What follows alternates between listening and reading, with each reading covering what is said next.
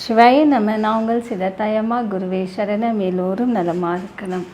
இன்றைய பதிவு நவராத்திரி மகா விசேஷமாக 9 நாளும் ஒவ்வொரு இல்லத்திலேயும் கொல்லு பொம்மைகள் வைத்து கலசம் வைத்து அம்பாளை தரிசனம் செய்து அர்ச்சனை செய்து ஆனந்தமாக பூஜை செய்யக்கூடியது தான் நவராத்திரி. மங்கள கிரகமாக ஒவ்வொரு இல்லத்திலையும் அம்பாளை வர்ணித்து அம்பாளிடம் வரத்தை பெற்றுக்கொள்ளலாம். அவ்வளோ மங்களமான நாள் அந்த 9 நாளும். மகா விசேஷம். சக்தி மகாலட்சுமி தேவி, சரஸ்வதி முப்பெரும் தேவிகளை வணங்கி அம்பாள்களை வணங்கி அதே போல சப்தமாதாக்களை வணங்கி பிரார்த்தனை இருந்து வழிபெறக்கூடிய நாள் நவராத்திரி. அந்த 9 நாளுமே மகா விசேஷமாக செய்வாங்க. இல்லத்தில் பார்த்தீங்கன்னா ரொம்ப விசேஷமாக செய்வாங்க. எப்படி முறையான வழிபாடுகள் பார்த்தீங்கன்னா வீடெல்லாம் ஒரு நாளைக்கு முன்னாடியே சுத்தம் செஞ்சிடுவாங்க. இப்போ மகாலய அமாவாசை ஞாயிற்றுக்கிழமை வருது. திங்கக்கிழமையிலேருந்து நவராத்திரி ஆரம்பம். அமாவாசை இறக்கு பரவாயில்லையாமான அமாவாசைக்கு நீங்கள் ஞாயிற்றுக்கிழமை தான் செய்ய போகிறீங்க. திங்கக்கிழமையிலேருந்து நவராத்திரி பூஜைகள் ஆரம்பமாகுது. அமாவாசை பூஜை செய்கிறவங்க ஞாயிற்றுக்கிழமையே செய்து வீடெல்லாம் சாயங்கால நேரத்தில் வீடெல்லாம் சுத்தம் பண்ணிடுங்க. திங்கக்கிழமை காலையில் நீங்கள் நவராத்திரியை நீங்கள் பூஜைகள் மந்திரங்கள் யாகங்கள் இது எல்லாமே ஆரம்பம் செய்யலாம். ரொம்பவே நல்லது. வீட்டில் அம்பாள் படம் இருந்தால் நீங்கள் அலங்காரம் செய்யலாம். விக்கிரகங்கள் இருந்தால் கண்டிப்பாக அபிஷேகம் செய்யுங்க. இல்லத்தில் கொலு பொம்மைகள் வைத்து வழிபாடு செய்கிறவங்க சில பேர் அந்த 9 படிகள் வைப்பாங்க, அலங்காரம் செய்வாங்க. அது எல்லாமே செஞ்சிடுங்க. கலசம் வைப்பாங்க, முக்கியமாக கலசம் வைப்பாங்க.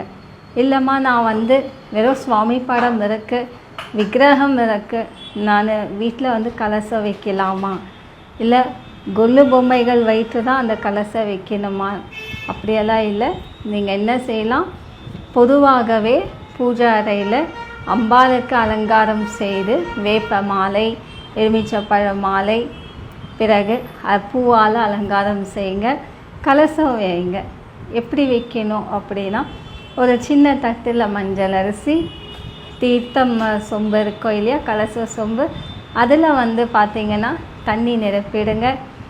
லவங்கம், ஏலக்காய், பச்சை கற்பூரம், பிறகு ஒரே ஒரு கல்கண்டு போடுங்க.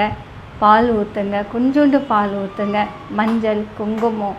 9 நாள் வைக்கிறவங்க சில பேர் 3 நாள் வைப்பாங்க, சில பேர் 5 நாள் வைப்பாங்க கலசம், சில பேர் 9 நாள். 9 நாள் இந்த நவராத்திரி முடிகிற மட்டும் அந்த 9 நாள் வயிற்று வழிபாடு செய்வது தான் நன்மை.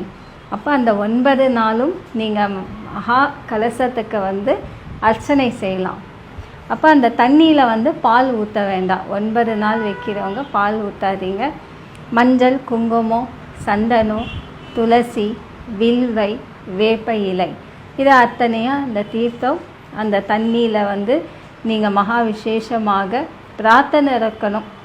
கலச சொம்பில் இதை அத்தனை பொருட்கள் ஒவ்வொன்றும் பொருட்கள் போடும் போது மகாசக்தி தேவிகளை நினைத்து பிரார்த்தனை இருக்கணும். அம்பாளை நினைத்து, பார்வதி அம்பாள் அவ்வளோ சக்தி வாய்ந்த இந்த நவராத்திரி பூஜைகள். அதனால் அந்த கலசம் நீங்கள் எப்படி வழிபாடு செய்கிறீங்களோ அதே போல தான் உங்கள் இல்லத்தில் இந்த முழுமையான வருடம் முழுமையாக உங்களுக்கு எல்லா சுப காரியங்கள் நடக்கும். அதற்கு பிறகு ஒரு எலுமிச்சப்பழம் போடுங்க, காசு போடுங்க. அதற்கு பிறகு ஒரு மா இலை 9 வைங்க. மகாலட்சுமினா வெத்தலை வைக்கணும், அம்பாளுனா மா இலை வைக்கணும். மா இலை 9 வைத்து தேங்காய் நல்லா சுத்தம் பண்ணிடுங்க. கழுவிட்டு மஞ்சள் குங்குமம் வச்சுடுங்க.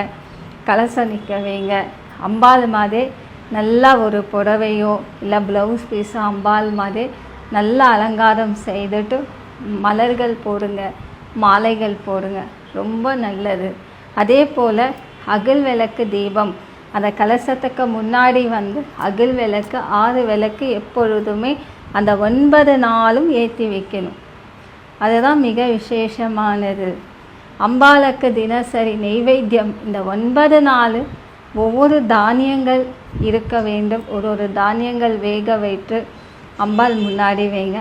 ஏதாவது ஒரு நெய்வேத்தியம், நெய் சாதம், அதில் ஏதாவது ஒரு நெய் கலந்துருக்கணும் சாதத்தில். அந்த மாதிரி செஞ்சு பிரசாதமாக வைங்க, ரொம்ப நல்லது. அதே போல் 3 மண்பானையில் தீர்த்தம், மஞ்சள் தண்ணி வைங்க, பானகம் வைங்க, தண்ணியில் வெல்லம் போட்டு வேப்பையில் போட்டு வைங்க. பிறகு பால் ஒரு கிளாஸில் வச்சுடுங்க மண்பானையில். அந்த மாதிரி 3 பதார்த்தம் ஏற்று பிரார்த்தனை இருங்க. ரொம்ப மங்களமாக சக்தி தேவிகள், திருமூர்த்தி தேவிகள், சப்தமாதாக்கள் இவங்களெல்லாம் நினைத்து பிரார்த்தனை இருங்க. அந்த நாள் லலிதா சரசநாமம் முழுமையாக கேளுங்க, தியானம் இருங்க, ரொம்பவே நல்லது. தியானம் இருங்க.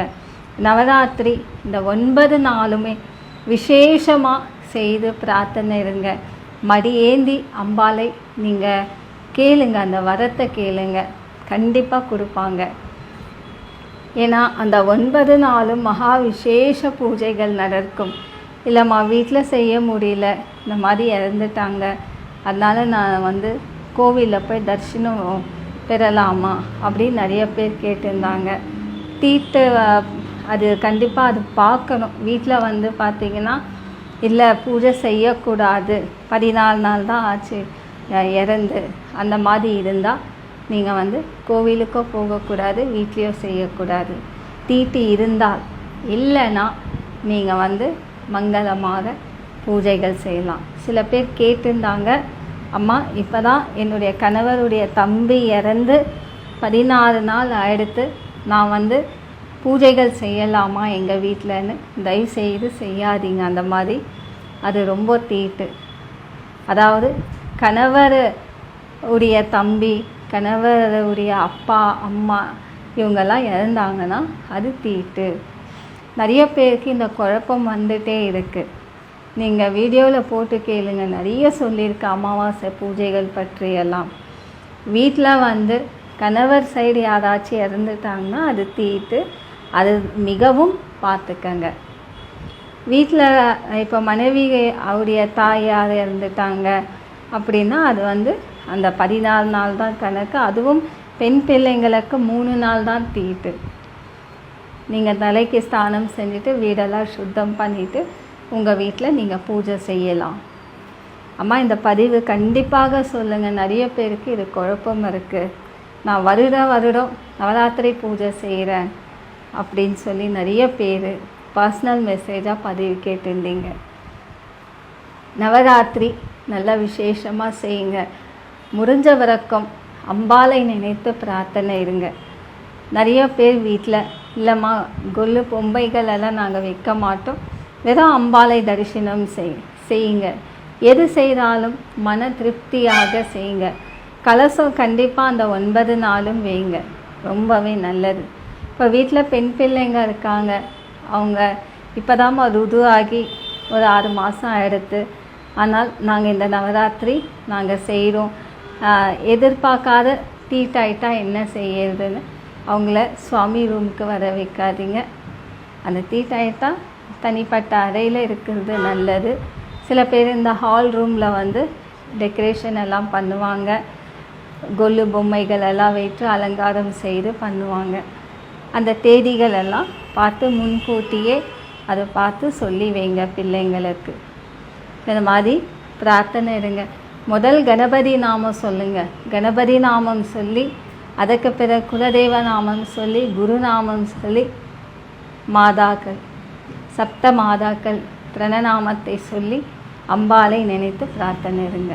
இந்த நவராத்திரி எல்லோருக்கும் தனதானிய செல்வம் சகல பாக்கியத்தை கொடுத்து சுபக்ஷமாக நினைத்த காரியங்கள் சித்தியாகணும். உங்களுக்கு ஏதாச்சும் சந்தேகம் இருந்தால் கமெண்ட்ஸில் அப்டேட் பண்ணுங்கள். சிவாய நம. குருவின் துணை.